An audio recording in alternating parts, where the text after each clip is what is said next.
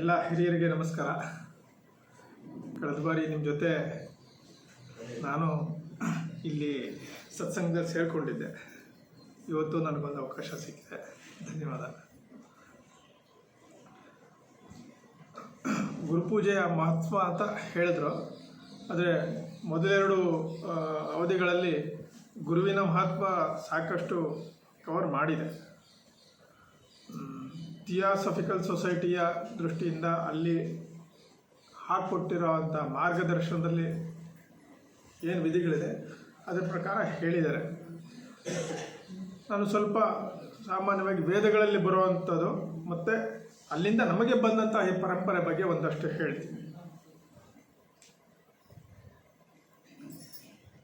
ಯುಜೇ ಮಾಂ ಬ್ರಹ್ಮಪೂರ್ವೇ ನಮೋ ಭರ್ವಿ ಹೇತು ಶ್ಲೋಕ ಪ್ರತ್ಯೇವಸುರೇ ಶೃಣ್ವಂತ ವಿಶ್ವೇ ಅಮೃತಸ್ಯ ಪುತ್ರಾಃ ಅಯೇ ಧಾಮಾನಿ ದಿವ್ಯಾನಿ ತಸ್ತು. ಈ ಮಂತ್ರ ಋಗ್ವೇದದ ಮಂತ್ರ. ಶ್ವೇತಾಶ್ವತರ ಉಪನಿಷತ್ ಅದರಲ್ಲಿ ಬರೋವಂಥ ಒಂದು ಮಂತ್ರ.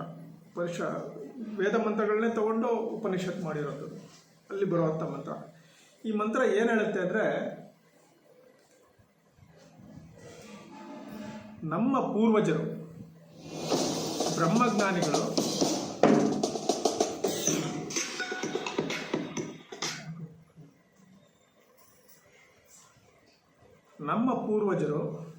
ಬ್ರಹ್ಮಜ್ಞಾನಿಗಳು ಬ್ರಹ್ಮನಿಷ್ಠರು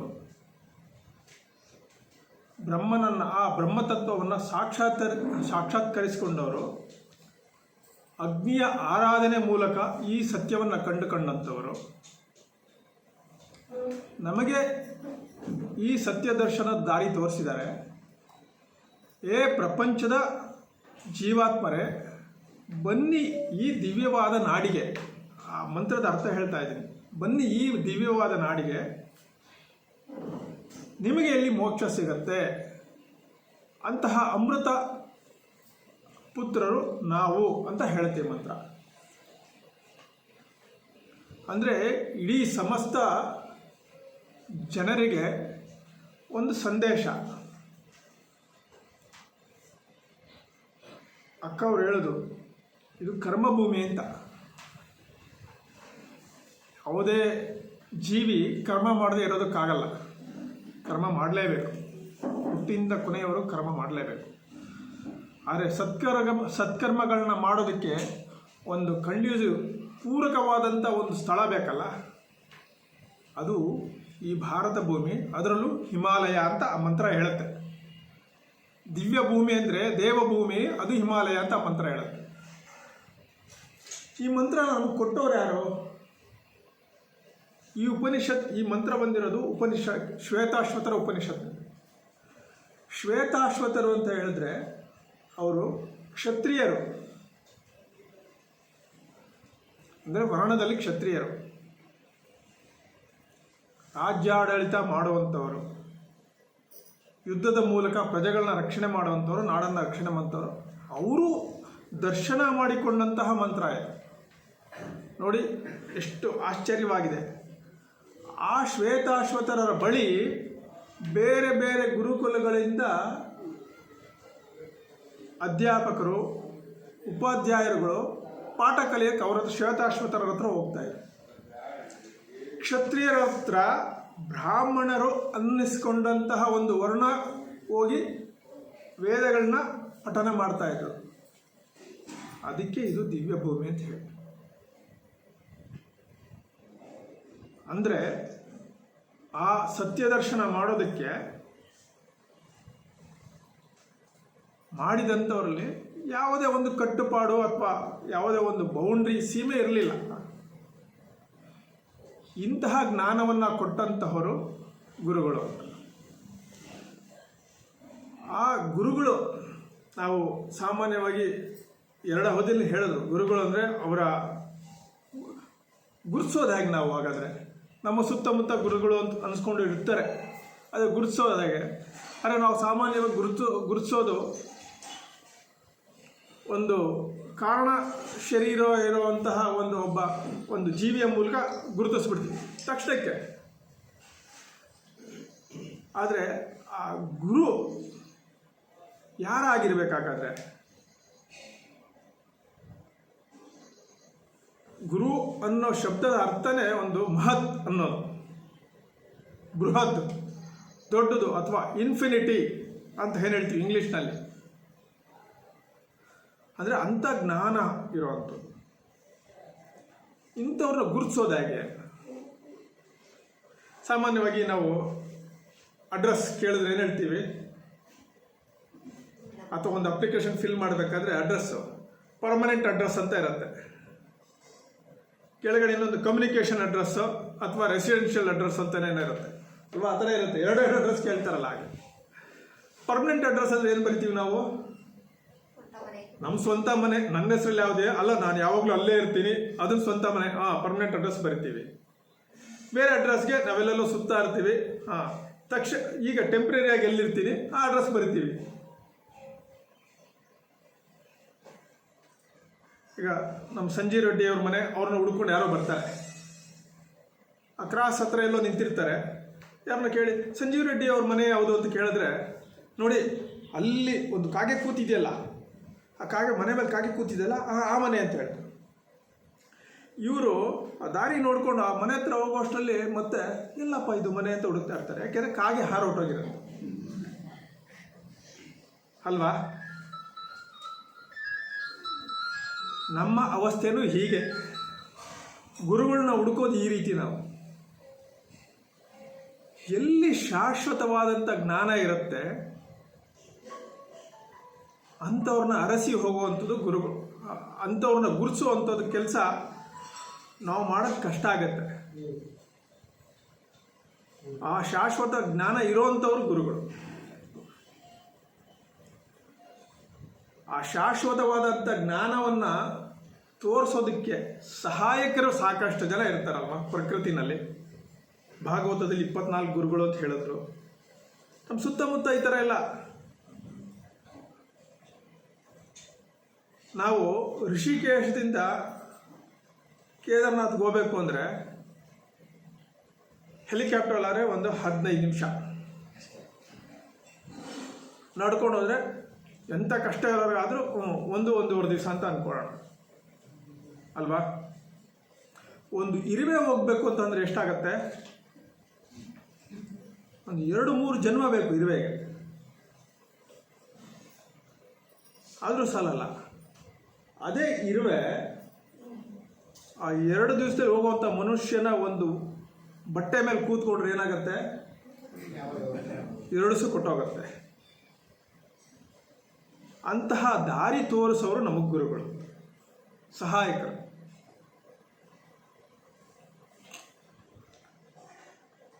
ನಾವು ಇಡೀ ಜೀವನ ಒದ್ದಾಡ್ತಾ ಇರ್ತೀವಿ. ಯಾವುದೋ ಒಂದು ಸಮಯದಲ್ಲಿ ಆ ಪರಿಸ್ಥಿತಿ ಬಂದಾಗ ನಮಗೆ ಆ ಹೆಜ್ಜೆ ಆ ಮೆಟ್ಲುಗಳನ್ನ ಹತ್ಕೊಂಡು ಮುಂದೆ ಹೋಗ್ತಾ ಇದ್ದೀವಿ ಅಂತ ಅನಿಸುತ್ತೆ. ಆ ಪರಿಸ್ಥಿತಿಗೆ ಹೋಗಬೇಕು ಅಂದರೆ ನಾವು ಯಾವ ಥರ ಮನಸ್ಥಿತಿ ಇಟ್ಕೊಂಡಿರಬೇಕು? ಗುರುಗಳು ಯಾವುದೇ ರೂಪದಲ್ಲಿ ಬರಲಿ, ಅದಕ್ಕೆ ಆ ತತ್ವಕ್ಕೆ ಸಂಪೂರ್ಣ ಶರಣಾಗತಿ ಆದಾಗ ಮಾತ್ರ ಪರಿಸ್ಥಿತಿ ತಾನೇ ಬರುತ್ತೆ. ಇಲ್ಲಾಂದರೆ ಇಡೀ ಜೀವನ ಒದ್ದಾಡ್ತಿದ್ರು 84 ಲಕ್ಷ ಯೋನಿಗಳಲ್ಲಿ ನಾವು ಹುಟ್ಟಿ ಕಳೆದ್ರೂ ಕೂಡ ಬರೀ ಆ ಸಂಸಾರ ಜೀವನದಲ್ಲೇ ಸುತ್ತಾ ಇರ್ತೀವಿ. ಆ ಗುರುಗಳಿಗೆ ಶರಣಾಗಬೇಕು. ಮತ್ತೆ ಇನ್ನೊಂದು ವಾಕ್ಯ ಹೇಳಿದ್ರು ಅಕ್ಕವರು, ದ್ರೌಪದಿ ವಿಷಯ ಹೇಳಿದ್ರು ನೋಡಿ. ದ್ರೌಪದಿ ಕೃಷ್ಣನ್ ಭಕ್ತೆ ಅವಳು. ಕೃಷ್ಣ ದ್ರೌಪದಿಯ ವಸ್ತ್ರಾಪರಣ ಆರಂಭ ಆದಾಗಲೇ ಬಂದು ದ್ರೌಪದಿನ ಕಾಪಾಡೋದಾಗಿತ್ತಾನೆ. ಬರಲಿಲ್ಲ ಕೃಷ್ಣ. ದ್ರೌಪದಿ ಗಂಡಂದ್ರು ಕೇಳಿದ್ಲು, ಭೀಷ್ಮನ್ ಕೇಳಿದ್ಲು, ಕೃಪಾಚಾರ್ಯ ಕೇಳಿದ್ರು.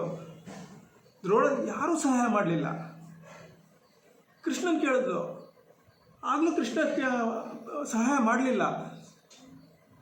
ಕೃಷ್ಣ ದ್ರೌಪದಿಗೆ ಸಹಾಯ ಮಾಡಿದ್ದು ಯಾವಾಗ? ದ್ರೌಪದಿಯ ಸೆರಗನ್ನು ಇಟ್ಕೊಂಡು ಎಲ್ಲರನ್ನೂ ಕೇಳ್ತಾನೆ ಇದ್ಲು, ಕೃಷ್ಣನೂ ಕೇಳಿದ್ಲು, ಆಗಲೂ ಕೃಷ್ಣ ಸಹಾಯ ಮಾಡಲಿಲ್ಲ. ಕೊನೆಗೆ ಎರಡೂ ಕೈ ಎತ್ತಿ ಕೃಷ್ಣ ನೀನೇ ಅಂತ ಅಂದಾಗ ಕೃಷ್ಣ ಕಾಪಾಡ್ದ. ಎರಡೂ ಕೈ ಎತ್ತಿ ದ್ರೌಪದಿ ಕೃಷ್ಣನ್ ಕೇಳಬೇಕು ಅಂದರೆ ಅವಳ ಪರಿಸ್ಥಿತಿ ಹೇಗಿತ್ತು ನೋಡಿ. ಆ ವಸ್ತ್ರ ಕೆಳಗಡೆ ಬಿದ್ದರೆ ತನ್ನ ಮಾನ ಹೊರಟೋಗುತ್ತೆ. ಅದನ್ನು ಇಟ್ಕೊಂಡಿದ್ಲು ಮೊದಲು. ಆದರೆ ಕೃಷ್ಣನ ಮೇಲೆ ನಂಬಿಕೆ ಇರಲಿಲ್ಲ ಅವಳಿಗೆ. ಅಂದರೆ ಬರ್ತಾನೋ ಇಲ್ವೋ ಅಂತ. ಎರಡೂ ಕೈ ಮೇಲೆತ್ತಿದಾಗ ನನ್ನ ಮಾನ ಅಲ್ಲ ನಿನ್ನ ಮಾನ ಅದು ಕೃಷ್ಣ ಅಂತ ಕೈ ಎತ್ತಿದಾಗ ಕೃಷ್ಣ ಬಂದ. ಕೃಷ್ಣನ ಜೀವನವಿಡೀ ನಾವು ಗಮನಿಸಿದ್ರೆ ಕೃಷ್ಣ ಕರೆದ ತಕ್ಷಣ ಯಾರಿಗೂ ಬಂದು ಸಹಾಯ ಮಾಡಿಲ್ಲ. ಅರ್ಜುನನಿಗೂ ಅಷ್ಟೇ, ಅವನ ಪ್ರಿಯ ಶಿಷ್ಯ ಸಖ ಬಂಧು ಎಲ್ಲ ಅವನಿಗೂ ಸಹಾಯ ಮಾಡಿಲ್ಲ. ಕೃಷ್ಣ ಕರೆದ ತಕ್ಷಣ ಯಾರಿಗೂ ಬಂದು ಸಹಾಯ ಮಾಡಿಲ್ಲ. ಯಾವಾಗ ಆ ಶರಣಾಗತಿ ಅಂತ ಬರುತ್ತೆ ಆವಾಗ ಬಂದು ಕೃಷ್ಣ ಸಹಾಯ ಮಾಡಿದ್ದಾನೆ, ಅವ್ರ ಜೊತೆ ಇದ್ದಾರೆ. ಅಂದರೆ ಗುರುಗಳ ಜೊತೆ, ಆ ಗುರುಗಳಿಗೆ ನಾವು ಶರಣಾದಾಗ ಮಾತ್ರ. ಶರಣಾಗತಿ ಅಂದ್ರೇನು? ಅನ್ಕಂಡೀಷನ್. ಅದಕ್ಕೊಂದು ಕಂಡೀಷನ್ ಇಲ್ಲ ಶರಣಾಗತಿಗೆ. ಏನು ಅಪೇಕ್ಷೆ ಇಲ್ಲದೆ ಪರಿಪೂರ್ಣವಾಗಿ ನಾವು ಅಲ್ಲಿ ಆ ಗುರುವಿನ ಪಾದದಲ್ಲಿ ನಾವು ಬಿದ್ದಾಗ ಮಾತ್ರ, ಏನು ಅಪೇಕ್ಷೆ ಇಲ್ಲದೆ, ಆವಾಗ ಆ ಗುರುವಿನ ಕೃಪೆ ನಮಗೆ ಬೆಳೆಯುತ್ತೆ.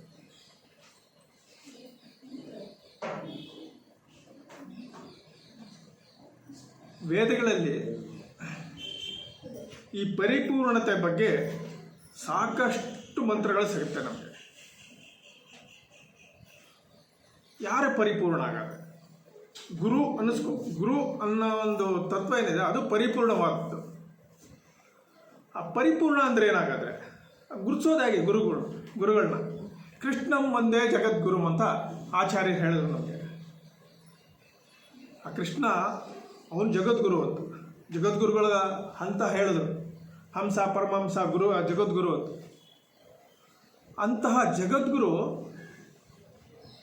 ಕೃಷ್ಣನ ಯಾರು ಗುರುತಿಸಲೇ ಇಲ್ಲ. ಅವನ ಬಾಲ್ಯದಿಂದ ಕೊನೆಯವರು ಗುರುತಿಸಿದ್ದು ಕೆಲವೇ ಜನ ಕೃಷ್ಣನನ್ನು. ವ್ಯಾಸರು ಗುರುತಿಸೋದ್ರಿಂದ ಅವನು ಹುಟ್ಟಿಂದನೇ ವ್ಯಾಸರು ಒಂಥರ ಭಗವಂತನ ಅವತಾರ ನೋಡಿ. ಗುರುಪೂರ್ಣಿಮೆಗೆ ವ್ಯಾಸ ಪೂರ್ಣಿಮೆ ಅಂತ ಹೇಳೋದು ಕೂಡ ಅದೇ ಅರ್ಥಕ್ಕೆ. ಯಾರು ಪರಿಪೂರ್ಣ ಇದ್ದಾರೆ ಅವ್ರಿಗೆ ಮಾತ್ರ ಗುರುಗಳು ಅಂತ ಹೇಳೋದು, ಟೀಚರ್ಗಲ್ಲ ಅಥವಾ ಒಂದು ಮರಕ್ಕಲ್ಲ.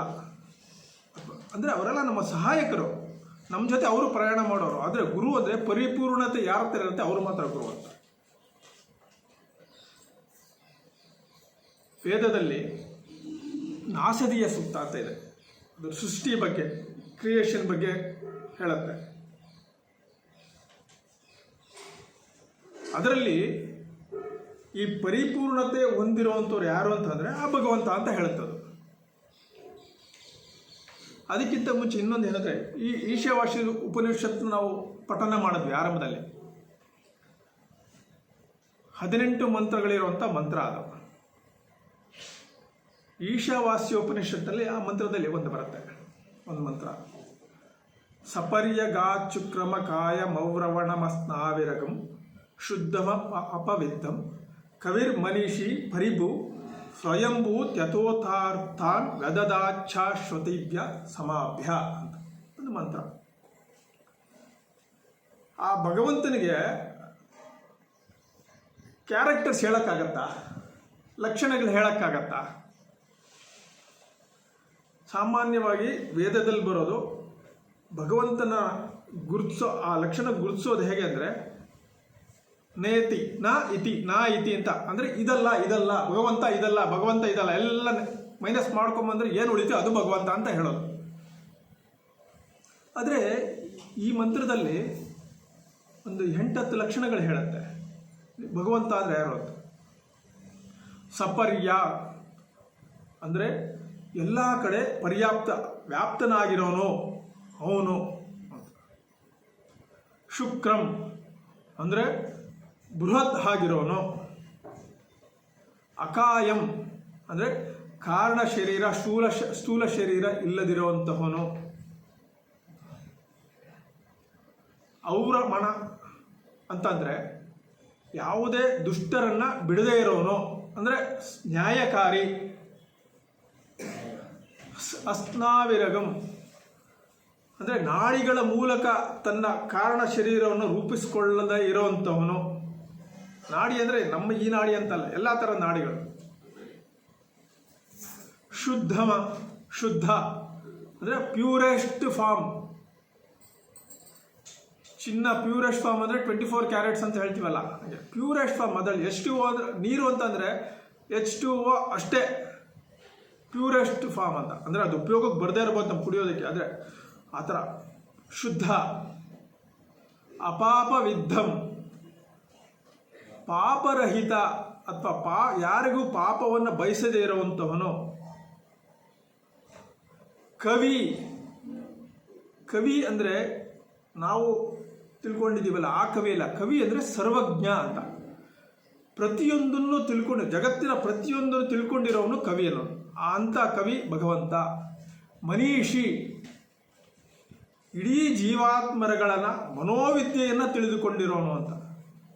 ಮನೋವಿದ್ಯೆ ಅಂತಂದರೆ ಪ್ರತಿಯೊಂದು ಜೀವಿಯ ಮನಸ್ಸಲ್ಲಿ ಏನಿದೆ ಅಂತ ಅವನಿಗೆ ವೇದ್ಯ ಆಗಿರುತ್ತೆ ಅಂಥವನು. ಪರಿಭೂ ಶಿಷ್ಟರನ್ನು ರಕ್ಷಣೆ ಮಾಡಿ ದುಷ್ಟರನ್ನು ಸಂಹಾರ ಮಾಡುವಂಥವನು. ಈ ತರಹ ಹೇಳ್ತಾ ಹೋಗುತ್ತೆ. ಈ ಗುಣಗಳು ನಾವು ಯಾರಲ್ಲಿ ಕಾಣ್ತೀವಿ ಹಾಗಾದ್ರೆ? ಗುರು ಅನ್ನೋದಕ್ಕೆ ಈ ಥರ ಗುಣಗಳಿರಬೇಕು ಅಂತ ಯಾರು ಕಾಣ್ತೀವಿ ನಾವು ಹಾಗಾದರೆ ಈ ಗುರುಗಳನ್ನ? ಅಸಾಧ್ಯ ಅಲ್ವಾ? ನಮಗೆ ಅಸಾಧ್ಯ. ಆದರೆ ನಾನು ಮೊದಲನೇ ಹೇಳಿದ್ನಲ್ಲ ಮಂತ್ರ, ಈ ದಿವ್ಯ ಭೂಮಿನಲ್ಲಿ ಆ ತರಹ ಸಾಕ್ಷಾತ್ ಭಗವಂತನ ಅಂಶದಲ್ಲಿ ಈ ಭೂಮಿಗೆ ಅವತಾರ ಎತ್ತಿರೋರಲ್ಲಿ ಸಾವಿರಾರು ಋಷಿಮುನಿಗಳು ನಮ್ಮಲ್ಲಿ ನಮ್ಮ ಜೊತೆ ಇದ್ದರು, ಈಗಲೂ ಇದ್ದಾರೆ. ಅಂಥವ್ರನ್ನ ಗುರುತಿಸ್ಬೇಕು ಅಂತ. ಅಂಥವ್ರನ್ನ ಒಬ್ಬ ವ್ಯಕ್ತಿ ಅಂತ ಹೇಳಕ್ಕೆ ಅಸಾಧ್ಯ. ಯಾಕೆಂದರೆ ಪರಿಪೂರ್ಣತೆ ಇಲ್ಲದೆ ಇರೋವಂಥ ಒಬ್ಬ ವ್ಯಕ್ತಿ ಇನ್ನೊಬ್ಬರಿಗೆ ಈ ಥರ ಇರಬೇಕು ಅಂತ ಹೇಳೋಕ್ಕಾಗಲ್ಲ. ಯಾಕೆಂದರೆ ಒಬ್ಬರಿಗೆ ಉಪದೇಶ ಮಾಡಬೇಕು ಅಂತಂದರೆ, ಈಗ ರಾಮಕೃಷ್ಣ ಪರಮಹಂಸರ ಒಂದು ಜೀವನದಲ್ಲಿ ಒಂದು ಕತೆ ಬರುತ್ತೆ, ನಿಮಗೆ ಗೊತ್ತಿರ್ಬೋದು. ಒಬ್ಬ ತಾಯಿ ಮಗುನ ಕರ್ಕೊಂಡೋಗಿ ಹೇಳ್ತಾನೆ, ಮಗುಗೆ ಇವನು ಯಾವಾಗಲೂ ಬೆಲ್ಲ ತಿನ್ನಬೇಕು ಅಂತ ಹೇಳ್ತಾನೆ. ತುಂಬ ತಿನ್ನೋದು ಆರೋಗ್ಯಕ್ಕೆ ಒಳ್ಳೇದಲ್ಲ ಅಲ್ವಾ, ನೀವು ಹೇಳಿ ಗುರುಗಳೇ ಅಂತ. ನೀವು ನಾಳೆ ಬಾ ಅಂತ ಹೇಳಿ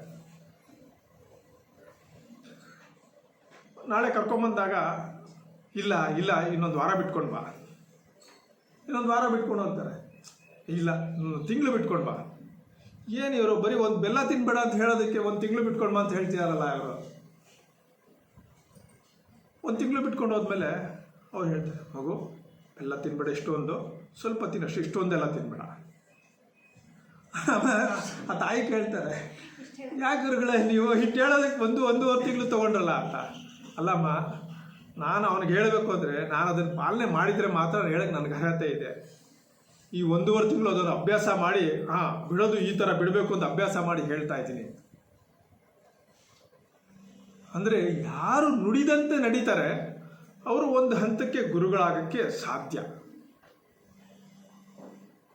ಇಲ್ಲ ಅಂತಂದರೆ ಹೇಳೋದೊಂದು ಮಾಡೋದು ಅಂತಂದರೆ ಅವ್ರನ್ನ ಪೂಜನೀಯರು ಅಂತ ಹೇಳೋಕ್ಕಾಗತ್ತ ನಾವು? ಅಸಾಧ್ಯ. ವ್ಯಾಸರು, ವಾಲ್ಮೀಕಿಗಳು ಇಂಥವರು ನಮ್ಮ ಆದಿಕವಿ. ಕವಿ ಅಂದರೆ ಈಗಿನ ಪೊಯೆಟ್ ಅದಲ್ಲ, ಆದಿ ಕವಿ ಅಂದರೆ ಸರ್ವಜ್ಞರು ವಾಲ್ಮೀಕಿಗಳು. ಶ್ರೀರಾಮಾಯಣವನ್ನು ನಮಗೆ ಕೊಟ್ಟಂಥವ್ರು. ರಾಮಾಯಣ ಒಂದು ಇತಿಹಾಸದ ಕಥೆ ಅಷ್ಟೇ ಅಲ್ವಲ್ಲ, ವೇದಾಂಗಗಳ ಸಾರಾಂಶವನ್ನೆಲ್ಲ ತುಂಬಿ ಕೊಟ್ಟಿರೋವಂಥವ್ರು. ಹಾಗೆ ಮಹಾಭಾರತನೂ ಕೂಡ ಪಂಚಮ ವೇದ ಅಂತ ಹೇಳ್ತೀವಿ, ವ್ಯಾಸರು ಕೊಟ್ಟಿದ್ದದು, ಬ್ರಹ್ಮಸೂತ್ರಗಳನ್ನು ಕೊಟ್ಟು. ಈ ಗುರುಪೂರ್ಣಿಮೆಗೆ ಇಂತಹ ಗುರುಗಳನ್ನ ನೆನೆಸ್ಕೊಳ್ಳೋದಕ್ಕೋಸ್ಕರನೇ ಗುರುಪೂರ್ಣಿಮೆ ಅಂತ ನಾವು ಪ್ರತಿ ವರ್ಷ ಒಂದು ಉತ್ಸವ ಮಾಡ್ಕೊಂಡಿದ್ದೀವಿ. ನಾನು ಅಲ್ಲಿ ಆಚೆ ನೋಡಿದೆ, ಥಿಯಾಸಫಿಕಲ್ ಸೊಸೈಟಿಯಲ್ಲಿ ಇಡೀ ವರ್ಷದಲ್ಲಿ ಯಾವ ಉತ್ಸವಗಳನ್ನ ಮಾಡಬೇಕು ಅಂತ ಅಲ್ವಾ. ಒಂದು ಸರ್ತಿ ಮಾಡಿದ್ರೆ ಸಾಕಲ್ಲ, ಏನು ಪ್ರತಿ ವರ್ಷ ಯಾಕೆ ಮಾಡ್ಬೇಕು ನಾವು? ಹಾಗಾದರೆ ಗೊತ್ತಿರುತ್ತಲ್ಲ, ಅದನ್ನೇ ಬಂದು ಹೇಳ್ತಾರೆ. ಅವ್ರು ಹುಟ್ಟಿರೋದು ಗೊತ್ತು, ಅವ್ರ ಜೀವನ ಗೊತ್ತು, ಇನ್ನೇನು ಅಂತ. ಹಾಗಲ್ಲ. ನಾವು ಪ್ರತಿನಿತ್ಯ ಹೇಗೆ ಸ್ನಾನ ಮಾಡ್ತೀವಿ, ದೇಹ ಶುದ್ಧಿ ಮಾಡ್ಕೊಳ್ತೀವಿ, ವೇದ ಮಂತ್ರಗಳ ಮೂಲಕ ಮನಸ್ಸನ್ನ ಶುದ್ಧಿ ಮಾಡ್ಕೊಳ್ತೀವಿ, ಹಾಗೆ ಈ ಗುರುಗಳ ಪರಂಪರೆಯನ್ನು ಅರಿತು ಅವರ ಜೀವನವನ್ನು ಅರಿತು ಆ ದಾರಿನಲ್ಲಿ ನಮಗೆ ನಡ್ಕೊಂಡು ಹೋಗೋದಕ್ಕೆ ಒಂದು ರಿಫ್ರೆಶ್ಮೆಂಟ್ ಬೇಕಲ್ಲ, ಮತ್ತೆ ಅದನ್ನು ಆ ಸ್ಮೃತಿಗೆ ತಂದ್ಕೋಬೇಕಲ್ಲ, ಅದಕ್ಕೋಸ್ಕರ ಮಾಡ್ತೀವಿ. ಹಾಗೆ ಗುರುಪೂಜೆನೂ ಕೂಡ ಗುರುಗಳು ನೆನೆಸ್ಕೊಳ್ಳೋದಕ್ಕೆ ಒಂದು ದಿವಸ ಅಂತ ಅಂತಲ್ಲ, ಅವತ್ತು ಪರಿಪೂರ್ಣತೆ ಬಗ್ಗೆ ನಾವೇನು ತಿಳ್ಕೊಳ್ತೀವಿ ಅದನ್ನು ಇಡೀ ವರ್ಷ, ಇಡೀ ಜೀವನ ಆಚರಣೆ ಮಾಡಬೇಕು ಅನ್ನೋದು.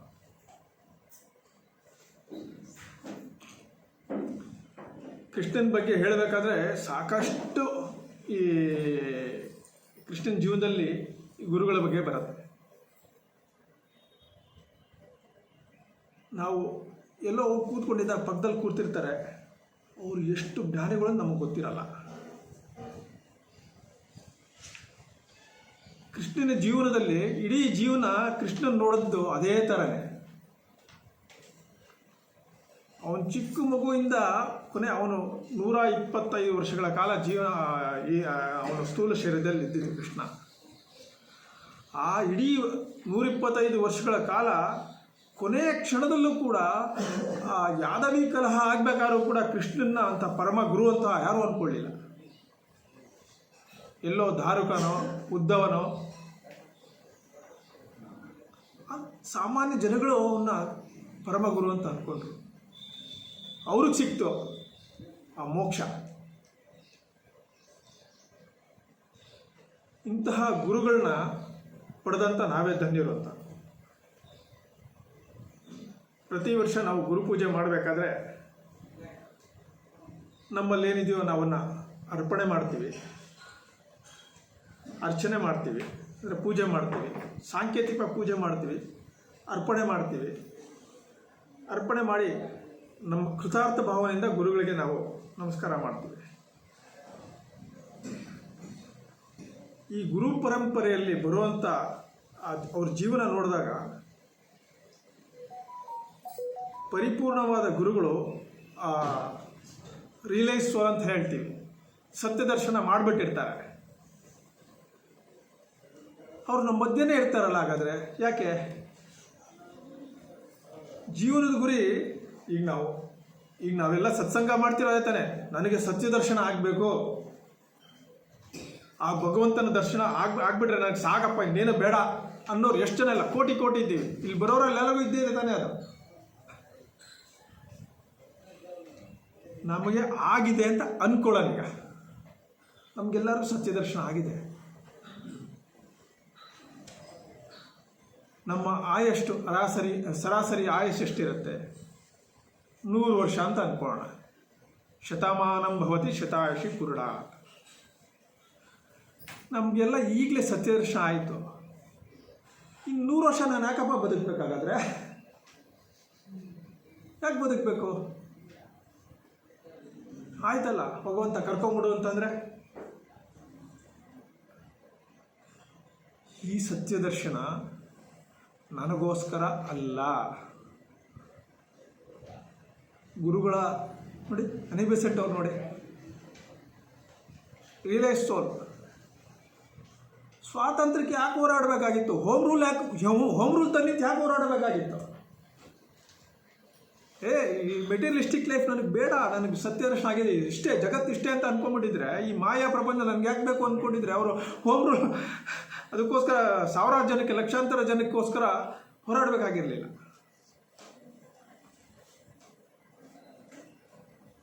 ಇವತ್ತು ಉದಾಹರಣೆಗೆ ನಮ್ಮ ಪ್ರಧಾನಿಗಳಾದ ನರೇಂದ್ರ ಮೋದಿಯವ್ರನ್ನೇ ತಗೊಳ್ಳಿ. ಅವ್ರು ಯಾರ್ತನೂ ಹೇಳ್ಕೊಂಡಿಲ್ಲ ನನಗೆ ಸತ್ಯದರ್ಶನ ಆಗಿದೆ ಅಂತ. ಆದರೆ ಸಾಕಷ್ಟು ಜನ ಹೇಳ್ತಾರೆ ಆ ಥರ ಅಂತ.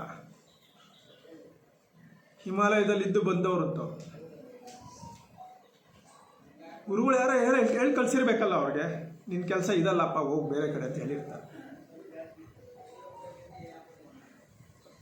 19ನೇ ಶತಮಾನ 20ನೇ ಶತಮಾನದಲ್ಲಿ ನೀವು ಗುರು ಪರಂಪರೆ ನೋಡಿದ್ರೆ ಆ ರಿಯಲೈಸ್ ಸೋಲ್ ಪರಿಪೂರ್ಣ ಜ್ಞಾನ ಪಡೆದಿರುವಂಥ ಗುರುಗಳು ಯಾರಿದ್ದಾರೆ ಅವರೆಲ್ಲರೂ ಕೂಡ ಮತ್ತೆ ವಾಪಸ್ಸು ಈ ಭೌತಿಕ ಜಗತ್ತಿಗೆ ಬಂದು ಜನಗಳಿಗೋಸ್ಕರ ಬದುಕಿರೋರೆ. ಇಲ್ಲಾಂದ್ರೆ ಈ ಪ್ರಪಂಚ ಮುಂದುವರಿಯೋದಾಗೆ. ಕೃಷ್ಣ ಯಾಕೆ 125 ವರ್ಷ ಬದುಕಬೇಕಾಗಿತ್ತು? ಅಷ್ಟಾವಕ್ರ ಹುಟ್ಟಿದಾಗಿಂದನೇ ಅವನಿಗೆ ಪರಮಾತ್ಮನ ದರ್ಶನ ಆಗಿತ್ತು. ಅಷ್ಟಾವಕ್ರನಿಗೆ ಅವನ ಜನಗಳ ಮಧ್ಯೆ ಬೇಕಾಗಿರಲಿಲ್ವಲ್ಲ. ಅಂದರೆ ಈ ಸಂಸಾರದಲ್ಲಿ ಸ್ವಾರ್ಥ ಅನ್ನೋದಲ್ಲ, ಪರೋಪಕಾರ್ತಮಿದಂ ಶರೀರಂ ಅಲ್ವಾ. ಬೇರೆದಕ್ಕೋಸ್ಕರ ಬದುಕೋಕ್ಕೋಸ್ಕರ ಈ ಶರೀರ, ಆತ್ಮ ಅಲ್ಲ. ಈ ಕಾರಣ ಶರೀರವನ್ನು ಹೊತ್ತು ಬಂದಿರೋದು ನಮ್ಮ ಕರ್ಮಗಳನ್ನ, ಈ ನಮ್ಮ ಏನಿರುತ್ತೆ ಈ ಪ್ರಾರಬ್ಧಗಳನ್ನ, ಅದನ್ನು ಕಳ್ಕೊಳ್ಳೋದಕ್ಕೋಸ್ಕರ ಬಂದಿರ್ತೀವಿ. ನೋಡಿ, ನಾವು ಅಷ್ಟಾಂಗ ಯೋಗದಲ್ಲಿ ಮೂಲಾಧಾರದಿಂದ ಸಹಸ್ರಾರದವರೆಗೂ ನಾವು ಶಕ್ತಿ ಕೇಂದ್ರವನ್ನು ಮೇಲಕ್ಕೆ ತೊಗೊಂಡೋಗ್ಬೇಕಾದ್ರೆ ಮಧ್ಯ ಸಿಗುವಂಥದ್ದೊಂದು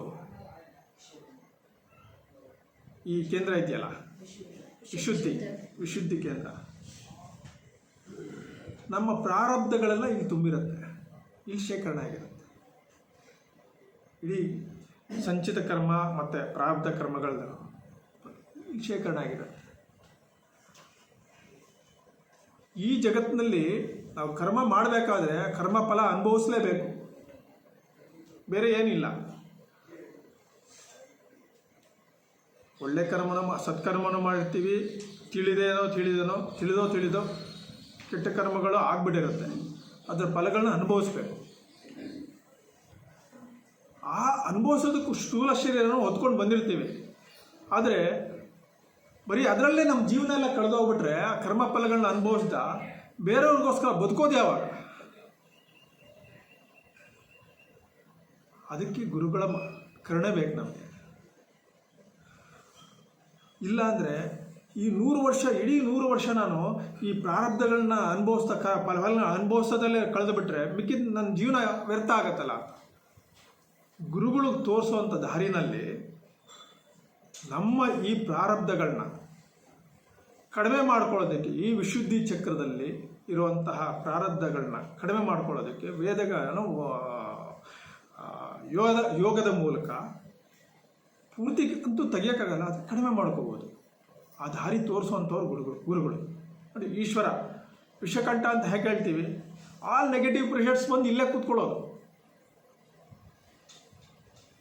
ಅದನ್ನ ತೆಗಿಬೇಕು ಅಂತಂದರೆ ನಮ್ಮ ಕೈಲಿ ಸಾಧ್ಯ ಇಲ್ಲ. ಅದಕ್ಕೆ ಗುರುಗಳು ಬೇಕು. ಆರಂಭದಲ್ಲಿ ಹೇಳ್ದಲ್ಲ, ಇರುವೆನ ತೊಗೊಂಡೋಗೋದಕ್ಕೆ ಒಂದು ಬಟ್ಟೆ ಮೇಲೆ ಹೋಗೋದು. ಆ ಗುರುಗಳ ಕರುಣೆ ಇದ್ದರೆ ಮಾತ್ರ ನಮಗೆ ಈ ಪ್ರಾಪಂಚಿಕ ಸುಖದಿಂದ ಮುಕ್ತಿ ಸಿಗುವಂಥ ಒಂದು, ಅಥವಾ ಸುಖ ದುಃಖಗಳಿಂದ ಮುಕ್ತಿ ಸಿಗುವಂಥ ದಾರಿ ತೋರಿಸ್ತಾರೆ. ಪ್ರತಿ ವರ್ಷವೂ ನಾವು ಈ ಉತ್ಸವಗಳು ಮಾಡಬೇಕಾದ್ರೆ ಮಾಡೋವರೆಗೂ ನಾವೇನಂತ ಇಲ್ಲಿಂದ ಹೋಗೋವರೆಗೂ ಅದಿರುತ್ತೆ. ಹೋದ ನಂತರ ಮತ್ತೆ ತಿರ್ಗಾ ಅದೇ ಸಂಸಾರ ಅಲ್ವಾ. ನಮಗೆ ಈ ವೈರಾಗ್ಯಗಳಿದೆಯಲ್ಲ, ಪ್ರಸೂತಿ ವೈರಾಗ್ಯ, ಸ್ಮಶಾನ ವೈರಾಗ್ಯ, ಇವೆಲ್ಲ ಆ ಕ್ಷಣಕ್ಕೆ ಮತ್ತೆ ತಿರ್ಗಾ ವಾಪಸ್ ಅಲ್ಲೇ ಆ ಕೊಚ್ಚೆ ನೀರಿನಲ್ಲಿ ಬೀಳ್ತಾ ಇರ್ತೀವಿ. ಇದರಿಂದ ಮುಕ್ತಿ ಪಡ್ಕೋಬೇಕು ಅಂತಂದರೆ ಆ ಗುರುಗಳ ಕರುಣೆ ಬೇಕೇ ಬೇಕು. ಅದಕ್ಕೋಸ್ಕರನೇ ಈ ಕರ್ಮಭೂಮಿನಲ್ಲಿ ನಾವು ಭಗವತ್ ಪ್ರೇರಣೆಯಿಂದ ಕಡಿಮೆ ಮಾಡಿದಾಗ ನಮಗೆ ಯಾವುದೇ ಪಾಪದ ಫಲಗಳು ಅಂಟ್ಕೊಳ್ಳೋದಿಲ್ಲ, ಅಥವಾ ಕರ್ಮ ಫಲಗಳು ಅಂಟ್ಕೊಳ್ಳೋದಿಲ್ಲ.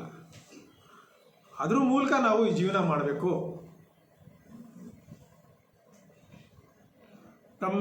ಬ್ರಹ್ಮ ಯದಾಯ ಕರ್ಮಾಣಿ ಸಂಗೋತ್ಯಷ್ಟ್ವಿ ಕರೋತಿಹ ಲಿಪ್ಯತಸೇನ ಪಾಪೇನ ಪದ್ಮಪತ್ರ ಇವಾಂಬಸ.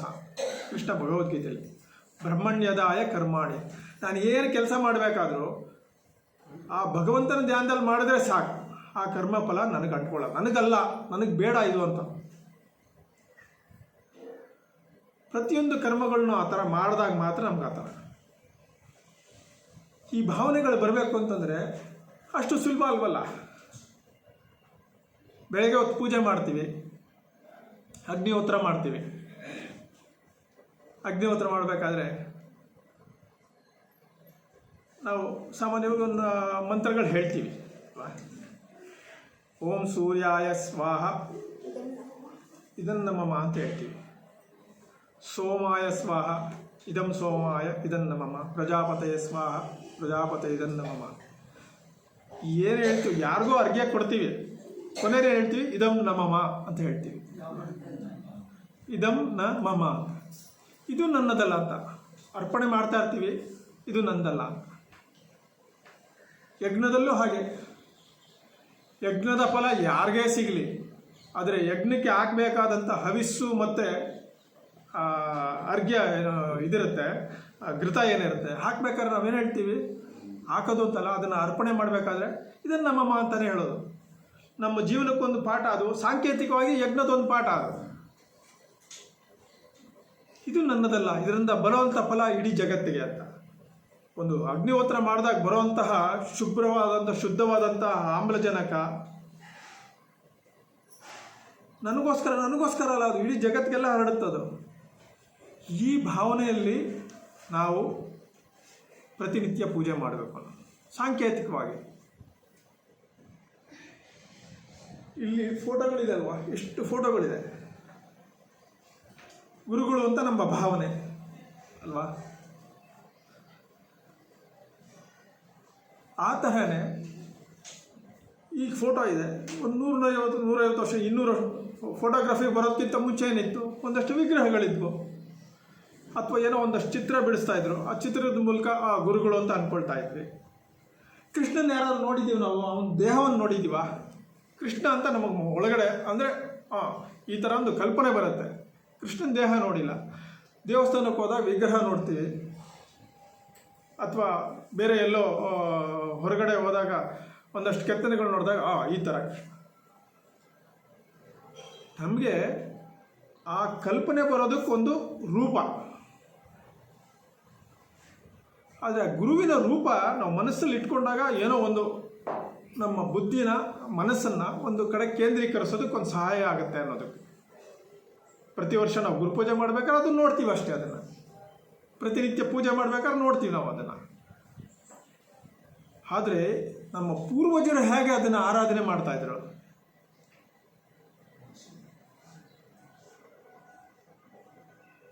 ಆರಂಭದಲ್ಲಿ ಅಂದರೆ ದಾಸರ ಒಂದು ವಾಣಿನಲ್ಲಿ ಏನು ಹೇಳುತ್ತೆ ನೋಡಿ, ಜ್ಞಾನವು ಕೃತಯುಗದಲ್ಲಿ, ಯಜ್ಞಯಾಗವು ತ್ರೇತಾಯುಗದಲ್ಲಿ, ಅರ್ಚನೆ ದ್ವಾಪರದಲ್ಲಿ, ಕೀರ್ತನೆ ಮಾರ್ಗದಿ ಕಲಿಯುಗದಲ್ಲಿ ಮುಕುತಿ ನೀಡೋ ಪುರಂದರ ವಿಠಲ ಅಂತ ಹೇಳಿದ್ರು.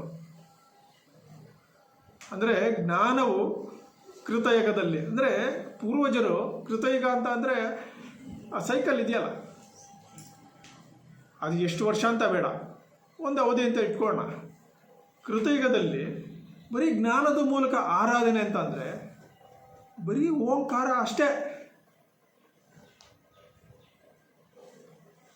ರಾಮಾಯಣದಲ್ಲಿ, ಮೂಲ ರಾಮಾಯಣದಲ್ಲಿಲ್ಲ, ನಂತರ ಬದಲಾದಂಥ ರಾಮಾಯಣದಲ್ಲಿ ಒಂದು ಕತೆ ಅನ್ನೋದಕ್ಕಿಂತ ಇತಿಹಾಸ ಅಂದ್ಕೊಳ್ಳೋಣ.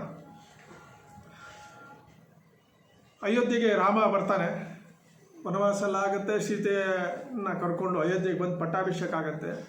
ಹನುಮಂತ ಅಲ್ಲೇ ಇರ್ತಾನೆ. ರಾಮನ ಸೇವೆ ಮಾಡ್ಕೊಂಡು ನಾನೆಲ್ಲೂ ಹೋಗಲ್ಲ, ನಾನು ಸೇವೆ ಮಾಡ್ಕೊಂಡಿರ್ತೀನಿ ಅಂತ ರಾಮನ್ನ ಹನುಮಂತ ಕೇಳ್ತಾನೆ, ಪ್ರಭು ನೀನು ಯಾರಿಗೂ ನೀನು ದೇವರು ಅಂತ ಹೇಳ್ಕೊಳ್ಳಿಲ್ಲ, ಆದರೆ ಎಲ್ಲರೂ ನೀನು ದೇವರು ಅಂತ ಪೂಜೆ ಮಾಡ್ತಾರೆ, ನನಗಂತೂ ನೀನೇ ಆರಾಧ್ಯ ದೈವ. ಅಷ್ಟೊತ್ತಿಗಾಗಲೇ ರಾಮ ಹನುಮಂತನ ಭೇಟಿ ಆದಾಗಲೇ ರಾಮನಿಗೆ ಗೊತ್ತಾಗಿತ್ತೆ ಇವನು ವೇದ ಓದಿರೋನು, ವೇದ ತಿಳ್ಕೊಂಡಿರೋನು ಅಂತ. ರಾಮ ಮೊದಲನೇ ಭೇಟಿಯಲ್ಲೇ ಗೊತ್ತಾಗುತ್ತೆ ರಾಮನಿಗೆ, ಹನುಮಂತನ ಮಾತಾಡಿಸಿದಾಗ.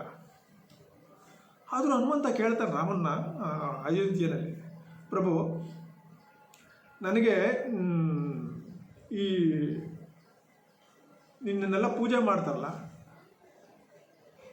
ಈ ಸತ್ಯ ವೇದಗಳು ಅಂತ ಹೇಳ್ತಾರೆ, ನನಗೆ ಗೊತ್ತಿಲ್ಲ. ಈ ಸತ್ಯ ತಿಳ್ಕೋಬೇಕು ಅಂತಂದರೆ ಸುಲಭವಾದ ಮಾರ್ಗ ಹೇಳು ಪ್ರಭು ಅಂತ ಹೇಳ್ತಾರೆ. ರಾಮನಂತ ಹೇಳ್ತಾನೆ, ಏಯ್ ಹನುಮಂತ ಏನಪ್ಪ ನಿನಗೆ ಗೊತ್ತಿಲ್ಲದಿರೋದ ಇದು? ಇಲ್ಲ ಪ್ರಭು, ನೀನು ಪಾದ ಮುಟ್ಟಿ ಹೇಳ್ತೀನಿ, ನೀನು ತಿಳಿಸ್ಬೇಕು.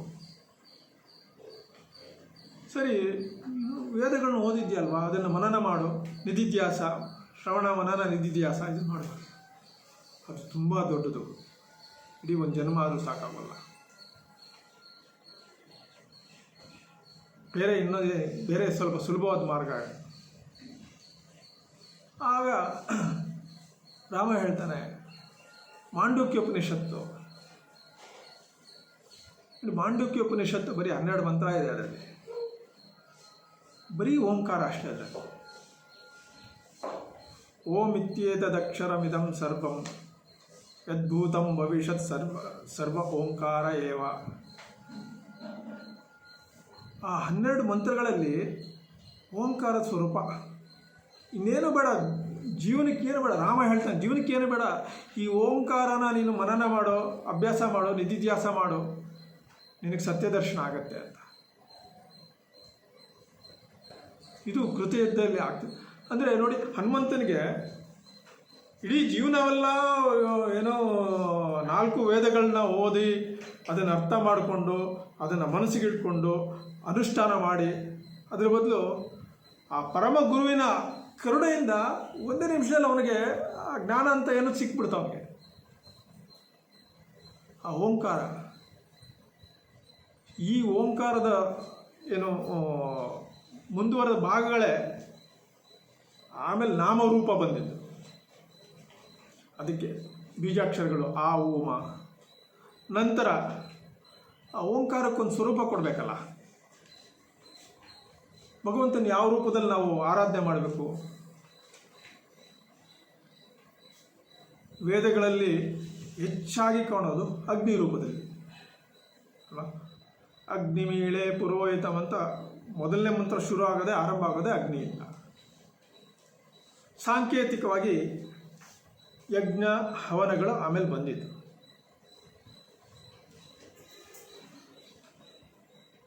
ಯಜ್ಞ ಸಾಂಕೇತಿಕ. ಕೃಷ್ಣ ಹೇಳ್ತಾನೆ ನೋಡಿ ಭಗವದ್ಗೀತೆಯಲ್ಲಿ, ಯಜ್ಞ ಸ್ವರೂಪ ಏನು ಹೇಳ್ತಾನೆ, ಆ ಯಜ್ಞದ ಚಕ್ರಗಳನ್ನ ಹೇಳ್ತಾನೆ. ಅಂದರೆ ಮಳೆ ಬೆಳೆ ಆಗಬೇಕು ಅಂತಂದರೆ ಯಜ್ಞಗಳಾಗಬೇಕು ಅಂತ ಹೇಳ್ತಾನೆ ಕೃಷ್ಣ. ಈ ಥರ ಸಾಂಕೇತಿಕವಾಗಿ, ಆದರೆ ಆಹ್ವಾನ ಆಗಬೇಕು, ಜಗತ್ತಿಗೂ ಒಳ್ಳೆಯದಾಗಬೇಕು ಈ ಥರ. ಇದರ ನಂತರ ಬಂದಿದ್ದು ನಾವು ಮೊದಲೆಲ್ಲ ಏನು ಅಂದರೆ ದೇವಸ್ಥಾನದ ಕಲ್ಪನೆಯೇ ಇರಲಿಲ್ಲ. 1-2 ವಿಷಯ ಗುರು ಅನ್ನೋದಕ್ಕೆ ಸೇರಿಸಿ ಹೇಳ್ತಾ ಇದ್ದೀನಿ ಅಷ್ಟೇ. ಮೊದಲು ನಮಗೇನು ದೇವಸ್ಥಾನದ ಕಲ್ಪನೆಯೇ ಇರಲಿಲ್ಲ. ಯಾಗ ಯಜ್ಞಾದಿಗಳು ಎಲ್ಲಿ ನಡೀತಾ ಇದ್ವು? ಮನೆಗಳು ನಡೀತಾ ಇತ್ತು. ಹೋಮ ಅನ್ನೋದು ಹೋಮ, ಎಲ್ಲಿ ಹೋಮ ನಡೆಯುತ್ತೆ ಅದು ಹೋಮ ಅಷ್ಟೇ.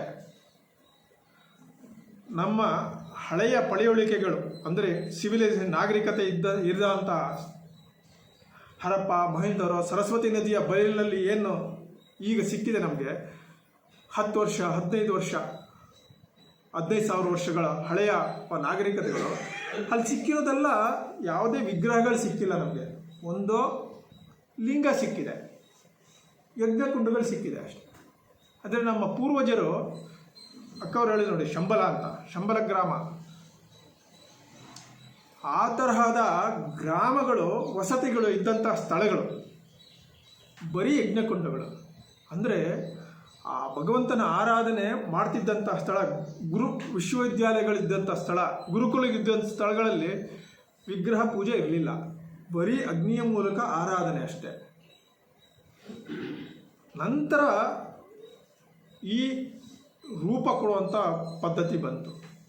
ವೇದದಲ್ಲೇ ಸ್ತೂಪ ಅನ್ನೋ ಒಂದು ಉಲ್ಲೇಖ ಬರುತ್ತೆ ಋಗ್ವೇದದಲ್ಲಿ. ಸ್ತೂಪ ಅಂತಂದರೆ ಒಂದು ಸ್ಮೃತಿ ಚಿಹ್ನೆ ಅಷ್ಟೇ, ಸ್ಮೃತಿಗೋಸ್ಕರ, ಜ್ಞಾಪಕಕ್ಕೋಸ್ಕರ ಇಟ್ಕೊಳ್ಳೋಂಥದ್ದು. ಎಲ್ಲಿ 4 ರಸ್ತೆಗಳು ಸೇರುತ್ತೆ ಅಲ್ಲಿ ಒಂದು ಸ್ಮೃತಿ. ಯಾರೋ ಒಬ್ಬರು ನಮಗೆ ಈಗ ಕೃಷ್ಣ, ಈಗ ಕೃಷ್ಣ ಇಲ್ಲ, ಕೃಷ್ಣನಿಗೋಸ್ಕರ ಒಂದು ಚಿಹ್ನೆ ಅಷ್ಟೇ ಅದು. ಅಂದರೆ ಕೃಷ್ಣ ಬಳಸಿದ ಕೊಳಲು, ಕೃಷ್ಣ ಬಳಸಿದ ಪಾದರಕ್ಷೆನೋ, ಈ ಥರದ ಒಂದು ಚಿಹ್ನೆ ಇಟ್ಟು ಅದನ್ನು ಕೃಷ್ಣ ಅನ್ನೋ ಆ ಥರ ಒಂದು ರೂಢಿ ಶುರು ಆಯಿತು. ಅದೇ ನಂತರ ಬೌದ್ಧ ಮತದಲ್ಲಿ ಸ್ತೂಪ ಅನ್ನೋಂಥ ಬಂದಿದ್ದು, ಅದಕ್ಕಿಂತ ಮುಂಚೆ ಜೈನ ಮತದಲ್ಲೂ ಬಂತು. ಈ ಗುರು ಪರಂಪರೆಯಲ್ಲಿ ಬರಬೇಕಾದ್ರೆ ನೋಡಿ, ಅದು ಎಲ್ಲೋ ತನ್ನಾಗಿ ತಾನೇ ಬಂದಿದ್ದಲ್ಲ, ಉಟ್ಕೊಂಡಿದ್ದಲ್ಲ. ಬೌದ್ಧ ಮತ ಏನೋ ಬೇರೆ ಎಲ್ಲಿಂದನೋ ಬಂದಿದ್ದಲ್ಲ, ವೇದಗಳ ಒಂದು ಆಫ್ಶೂಟ್ ಅಷ್ಟೇ ಅದು. ಬೌದ್ಧ ಧರ್ಮವನ್ನು ಆಳವಾಗಿ ಅಧ್ಯಯನ ಮಾಡಿದ್ರೆ ವೇದ ಬಿಟ್ಟು ಬೇರೆ ಏನೂ ತಿಳಿಯೋಲ್ಲ. ಆ ಹೇಳಿದಂಥ ಗುರುಗಳು ಹೇಳಿರೋಂಥ ಸತ್ಯ ಒಂದೇ, ಆದರೆ ಶಿಷ್ಯರು ಮಾಡ್ಕೊಂಡಿರೋವಂಥ ದಾರಿ ಬೇರೆ ಬೇರೆ. ಈ ತರಹ ನೋಡಿ, ಆ ಸ್ತೂಪಗಳ ನಂತರ ಬಂದಿದ್ದು ಏನೋ ಒಂದು ಲಿಂಗರೂಪಿ, ಅದರ ನಂತರ ಬಂದಿದ್ದು ಮನುಷ್ಯರೂಪಿ ಅಥವಾ ಜೀವರೂಪಿ. ಮನುಷ್ಯನೇ ಅಂತ ಅಲ್ಲ, ಬೇರೆ ಬೇರೆ ಜೀವದಲ್ಲೂ ರೂಪಗಳಲ್ಲೂ ನಾವು ಭಗವಂತನ ಪೂಜೆ ಮಾಡ್ತೀವಿ.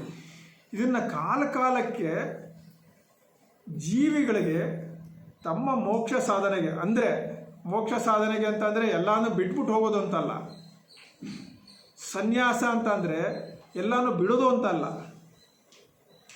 ಇಲ್ಲಿ ಇದ್ದು ಇಲ್ಲಿ ಇರದೇ ಇರೋಂಗೆ ಇರೋದು, ಅಂಟುಕೊಳ್ದೇ ಇರೋದು ಅಂತ ದಾರಿ ತೋರಿಸೋರು ಕಾಲಕ್ಕೆ ಈ ಥರ ಬದಲಾವಣೆಗಳಿಂದ ಗುರುಗಳು. ನಾವು ವರ್ಷಕ್ಕೊಂದ್ಸಲಿ ಇದನ್ನು ಮಾಡಿದಾಗ ನಮಗೆ ಜಗತ್ತಿನ ಬಗ್ಗೆ ಅರಿವು ಮೊದಲನೇದು. ಎರಡನೇದು, ಆ ಜ್ಞಾನದ ಮೂಲಕ ಜಗತ್ತಿನ ಸಮಸ್ಯೆಗಳಿಗೆ ಪರಿಹಾರ. ಜಗತ್ತಿನ ಸಮಸ್ಯೆ ಅಂದರೆ ನನ್ನ ಸಮಸ್ಯೆ ಅಷ್ಟೇ, ಇನ್ನೇನಲ್ಲ. ನನ್ನ ಸಮಸ್ಯೆ ಅಂದರೆ ಏನು ನೋಡಿ, ಅದರಲ್ಲೇ ಇದೆ ನನ್ನ ಆ ಈಗೋ ಏನಿದೆ, ನನ್ನ ಅನ್ನೋದು ಈಗೋ. ಅದೇ ದೊಡ್ಡ ಸಮಸ್ಯೆ ಜಗತ್ತಿನಲ್ಲಿ, ಬೇರೆ ಇನ್ನೇನು ಇಲ್ಲ. ಇವತ್ತು ಜಗತ್ತಿನಲ್ಲಿ ಆಗ್ತಿರೋದೆಲ್ಲ ಅದಕ್ಕೂ. ಅದನ್ನು ಹೋಗಲಾಡಿಸೋದಕ್ಕೆ ಗುರುವಿನ ಕರುಣೆ ಬೇಕು. ಆ ಈಗೋ, ಅಹಂಕಾರ, ಅಹಂಭಾವ ಅಲ್ಲ, ಅಹಂಕಾರ ಅನ್ನೋದು ಹೋಗಬೇಕು ಅಂತಂದರೆ ಗುರುವಿನ ಕರುಣೆ ಬೇಕು. ಅದನ್ನೇ ನಾನು ಒಂದು ಶರಣಾಗತಿ ಅಂತ ಹೇಳಿದ್ನಲ್ಲ, ಶರಣಾಗತಿ ಅಂತಂದರೆ ಅಹಂಕಾರದ ಒಂದಿಷ್ಟು ಕಿಂಚಿತ್ತು ಲೇಪ ಇಲ್ಲದೇ ಇರುವಂತಹ ಸ್ಥಿತಿ ಶರಣಾಗತಿ. ಸಾಷ್ಟಾಂಗ ಪ್ರಣಾಮ ಮಾಡಬೇಕಾದ್ರೆ ಗುರುವಿಗೆ ನಾವು ಗುರುಗೋದು ಸುಮ್ಮನೆ ಈಗ ಸಾಂಕೇತಿಕವಾಗಿ ಮಾಡ್ತೀವಲ್ಲ, ಟಿ ವಿಗಳಲ್ಲಿ ನೋಡ್ತೀವಿ ನೋಡಿ, ಸುಮ್ಮನೆ ಹೋಗಿ ಹಿಂಗೆ ಅದು ಪಾದನೂ ಮುಟ್ಟಲ್ಲ, ಸುಮ್ಮನೆ ಹಿಂಗೆ ಅನ್ನೋದು. ಅಷ್ಟಾಂಗ ಅಂತ ಹೇಳಿದ್ರೆ 8 ಅಂಗಗಳು ನೆಲಕ್ಕೆ ತಾಕಿರಬೇಕು, ಹಣೆಯಿಂದ ಮುಡಿಯುವ ಕಾಲುವರೆಗೂ. ಅಂದರೆ ಈ ದೇಹ ಪೂರ್ತಿ ಶರಣಾಗಿದೆ ನಿನಗೆ, ನನ್ನದೇನೂ ಇಲ್ಲ ಅಂತ ಗುರುವಿಗೆ ಶರಣಾಗೋದು. ಆ ಸ್ಥಿತಿ ಎಷ್ಟು ಜನಕ್ಕೆ ಬರುತ್ತೆ? ಆ ಸ್ಥಿತಿ ಒಂದೊಂದು ಸರ್ತಿ ನಾವಂತೂ ಮಾಡ್ತೀವಿ ಅಂತ ಅಂದ್ಕೊಳ್ಳೋಣ, ಆದರೆ ದೈಹಿಕವಾಗಿ ಮಾಡಿರ್ತೀವಿ, ಅಂದರೆ ಮಾನಸಿಕವಾಗಿ ಆ ಥರ ಮಾಡಿರ್ತೀವ, ನಾವಾಗಿ ಶರಣಾಗತಿ ಆಗಿರ್ತೀವ ಗುರುಗಳಿಗೆ. ಬೇರೆಯವ್ರು ನೋಡಿ, ಮಕ್ಕಳಿಗೆ ಹೇಳ್ತೀವಿ ನೋಡು, ಹೇಗೆ ಮಗು ಏನೋ ದೇವಸ್ಥಾನಕ್ಕೆ ಹೋದಾಗ ಹೆಂಗೆ ಮಗು ನಮಸ್ಕಾರ ಮಾಡ್ಬೇಕಾದ್ರೆ ನೀವು ಗಮನಿಸಿ, ಈಗೋ ಅನ್ನೋದು ಇರೋದೇ ಇಲ್ಲ ಮಗುಗೆ. ಪೂರ್ಣ ನಾವು ಹೆಂಗೆ ಹೇಳಿರ್ತೀವಿ ಹಂಗೆ ಮಾಡಿರ್ತೀವಿ. ದೊಡ್ಡವ್ರಿಗೆ ಹೇಳಿ, ಸ್ವಲ್ಪ ಎಲ್ಲೋ ಬಟ್ಟೆ ಕೊಳೆ ಆಗಿಬಿಡುತ್ತೆ, ಕೈ ಕೊಳೆ ಆಗಿಬಿಡುತ್ತೆ, ಹಣೆ ಕೊಳೆ ಆಗಿಬಿಡುತ್ತೆ, ಅಥವಾ ಡ್ರೆಸ್ ಏನೋ ತಲೆ ಬಾಚ್ಕೊಂಡು ಹೊಟ್ಟೋಗಿರುತ್ತೆ, ಇದ್ರ ಮೇಲೆ ಗಮನ ನಮಗೆ ಸಾಕು. ಮಗು ಹಂಗಲ್ಲ, ಸಾಕು ಎದ್ದೋಳು ಅಂತ ಹೇಳೋರ್ಗೂ ಎದ್ದೋಳಲ್ಲ ಮಗು. ಅಂದರೆ ಆ ಈಗೋ ಅನ್ನೋದು ಹೊಟ್ಟೋಬೇಕು, ಅಹಂಕಾರ. ಅದನ್ನು ಕಳೆಯೋನು ಯಾರು? ಗುರು. ಆರಂಭದ ಹೆಜ್ಜೆ, ಮೋಕ್ಷದ ಕಡೆ ಹೋಗ್ಬೇಕಾದ್ರೆ ಆರಂಭದ ಹೆಜ್ಜೆ ಅದು. ಇಂತಹ ಗುರುವಿಗೆ ನಾವು ಕೊಡಬೇಕಾಗಿರೋವಂಥದ್ದು ಏನಾಗಾದರೆ?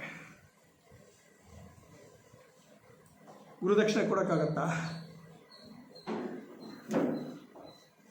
ಗುರುದಕ್ಷಿಣೆ ಕೊಡೋಕ್ಕಾಗತ್ತಾ ಗುರುವಿಗೆ? ಕೊಡೋದ್ರೆ ಏನು ಕೊಡೋಕ್ಕಾಗತ್ತೆ ನಾವು ಹೇಳಿ? ಕೊನೆಗೆ ಹೇಳ್ಬಿಡ್ತೀನಿ ನೋಡಿ, ನಾವು ಯಜ್ಞ ಮಾಡಬೇಕಾದ್ರೆ ಕೊನೆಯಲ್ಲಿ ಏನು ಮಾಡ್ತೀವಿ? ಪೂರ್ಣಾಹುತಿ ಮಾಡ್ತೀವಿ. ಪೂರ್ಣಾಹುತಿ ಯಾಕೆ ಮಾಡೋದು? ಈಗ ಸುಮ್ಮನೆ ಸಾಂಕೇತಿಕವಾಗಿ ಒಂದಷ್ಟು ತಾಂಬೂಲದಲ್ಲಿ ರೇಷ್ಮೆ ಬಟ್ಟೆನಲ್ಲಿ ಅದರಲ್ಲಿ ಎಲ್ಲ ತುಂಬಿದೆ ಅಂತ ಹೇಳಿ ಕೊನೆಗೆ ಹೇಳ್ಬೇಕಾದ್ರೆ ಸರ್ವಂ ಎಲ್ಲ ಕೊಟ್ಟಿರ್ತೀವ ನಾವು. ಅಂದರೆ ಆ ಗುರುವಿಗೆ ಕೊಡಬೇಕಾಗಿರೋದು ಸರ್ವ ಅಂದರೆ ಶರಣಾಗತಿ. ಮನಸ್ಸು, ಬುದ್ಧಿ, ಚಿತ್ತ, ಅಹಂಭಾವ. ಈ ಒಂದು ಮಂತ್ರ ಹೇಳ್ತಾರೆ ಕೊನೆಗೆ, ಸಂಘಟನಾ ಮಂತ್ರ ಅಂತ. ಸಂಗಚ್ಛತ್ವಂ ಸಂವದತ್ವಂ ಸಮ್ಮೋ ಮನಾಂಸಿ ಜಾನತಾಂ ಅಂತ ಹೇಳ್ತಾರೆ. ಅದರಲ್ಲಿ ನಾಲ್ಕು ಬರುತ್ತೆ. ಅದನ್ನು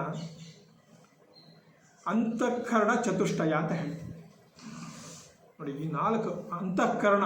ಕರ್ಣ ಅಂದ್ರೇನು? ಇನ್ಸ್ಟ್ರೂಮೆಂಟ್. ಕರ್ಣ ಅಂದರೆ ಇನ್ಸ್ಟ್ರೂಮೆಂಟು. ಕತ್ರಿ ಒಂದು ಕರ್ಣ, ಉಪಕರಣ ಅಂತ ಹೇಳ್ತೀವಲ್ಲ, ಸಬ್ ಇನ್ಸ್ಟ್ರೂಮೆಂಟ್ ಅಂತ. ಅಂತಃಕರಣ ಅಂದರೆ ಒಳಗಡೆ ಇರೋಂಥ ಇನ್ಸ್ಟ್ರೂಮೆಂಟ್ಸ್. ಈ ಇನ್ಸ್ಟ್ರೂಮೆಂಟ್ಸ್ ಕೂಡ ಗುರು. ಮನಸ್ಸು, ಚಿತ್ತ, ಚಿತ್ತಿ, ಬುದ್ಧಿ, ಅಹಂಭಾವ. ಅಹಂಕಾರ ಅಲ್ಲ, ಅಹಂಭಾವ. ಈ ಅಂತಃಕರಣಗಳನ್ನ ಶಾರ್ಪನ್ ಮಾಡ್ಕೋಬೇಕು ಪ್ರತಿದಿನನೂ, ಪ್ರತಿ ಕ್ಷಣನೂ. ಗುರುಪೂಜೆ ಅದಕ್ಕೊಂದು ನಿಮಿತ್ತ ಅಷ್ಟೇ. ಈ ಅಂತಃಕರಣದ ಮೂಲಕ ಈ ಮಂತ್ರ ಏನಿದೆ, ಋಗ್ವೇದದ ಕೊನೆಯ ಮಂಡಲದ ಕೊನೆಯ ಮಂತ್ರ ಅಂತಃಕರಣ ಚತುಷ್ಟಯ ಬರುವಂಥದ್ದು. ಸಂಗಚ್ಛತ್ವಂ ಸಂವದತ್ವಂ ಸಮ್ಮೋ ಮನಾಂಸಿ ಜಾನತಂ ದೇವಾಭಾಗೈ ಯಥಾ ಪೂರ್ವೆ ಸಂಜಾನಾನ ಉಪಾಸತೆ ಅಂತ 4 ಮಂತ್ರ ಇದೆ. ನಮಗೆಲ್ಲ ಜ್ಞಾನ ಸಿಕ್ಬಿಡ್ತು. ಗುರುವಿನ ಕೃಪೆ ಆಯಿತು, ಭಗವಂತನ ಕೃಪೆ ಆಯಿತು, ಜ್ಞಾನ ಸಿಕ್ತು. ಆಮೇಲೆ ಏನು? ಈ ಅಂತಃಕರಣ ಚತುಷ್ಟಯ 4 ಉಪಕರಣಗಳನ್ನ ಬಳಸ್ಕೊಂಡು ಮನಸ್ಸು, ಸ್ಥಿರವಾದ ಮನಸ್ಸು, ಭಗವದ್ಗೀತೆ ಹೇಳ್ತಾನೆ ಕೃಷ್ಣ, ಮನಸ್ಸು, ಬುದ್ಧಿ, ನಿಷ್ಕಲ್ಮಶವಾದ ಬುದ್ಧಿ, ಚಿತ್ತ ಅಂದರೆ ಮೆಮೊರಿ, ಅಹಂಭಾವ. ನಾನು ಇಲ್ಲದೆ ಆಗಲ್ಲ. ಇದು ಈ ಕಾರಣ ಶರೀರದಲ್ಲಿ, ನಾನು ಸ್ಥೂಲ ಶರೀರದಲ್ಲಿ ನಾನು ಇರಲೇಬೇಕು. ಹೇಗಿರಬೇಕು? ಆ ಜಾಗೃತಾವಸ್ಥೆಯಲ್ಲಿರಬೇಕು ಅಷ್ಟೇ. ಇದನ್ನು ಉಪಯೋಗಿಸ್ಕೊಂಡು ಕರ್ಮಗಳನ್ನ ಮಾಡಬೇಕು. ಆಗ ಭಗವಂತನ ತಲುಪುತ್ತೆ. ಇದು ಮಾಡಿದಾಗ ಗುರುದಕ್ಷಿಣೆ ಅದೇ.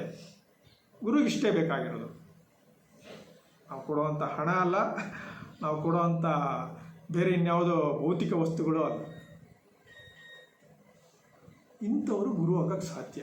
ಪರಿಪೂರ್ಣತೆ ಇರುವಂಥ ಮನುಷ್ಯರು. ಅದು ಸಾಮಾನ್ಯವಾಗಿ ನಮಗೆ ಕಾಣೋಲ್ಲ. ಅಂತಶ್ಚಕ್ಕು ಬೇಕು. ಅದಕ್ಕೆ ಈ 4 ಕರಣಗಳನ್ನು ನಾವು ಶಾರ್ಪನ್ ಮಾಡ್ಕೋಬೇಕು. ಸೊ ಒಂದಷ್ಟು ವಿಷಯಗಳನ್ನ ನಿಮ್ಮ ಜೊತೆ ಹಂಚ್ಕೊಂಡೆ. ಸೊ ನಿಮಗೆಲ್ಲ ಅವಕಾಶ ಕೊಟ್ಟಿದ್ದಕ್ಕೆ ನಾನು ತುಂಬ, ನಿಮ್ಮ ದೊಡ್ಡವರಿದ್ದೀರಾ, ನಾನು ತುಂಬ ಚಿಕ್ಕವನು. ಏನೋ ನನಗೆ ತೋಚಿದ್ದು ಹೇಳ್ತೀನಿ. ಏನಾದರೂ ನಿಮಗೆ ತಪ್ಪು ಅನಿಸಿದ್ರೆ ದಯವಿಟ್ಟು ಕ್ಷಮಿಸ್ಬಿಡಿ. ಅದರಲ್ಲಿ ತೊಗೊಳ್ಳೋವಂಥದ್ದು ಏನಿದ್ರೆ ಒಳಗಡೆ ತೊಗೊಂಡು ಇಟ್ಕೊಂಡು ನೀವು ಮುಂದುವರಿ ಅಂತ ಹೇಳಿ ನಾನು ಮಾತು ಮುಗಿಸ್ತೀನಿ. ನಮಸ್ಕಾರ.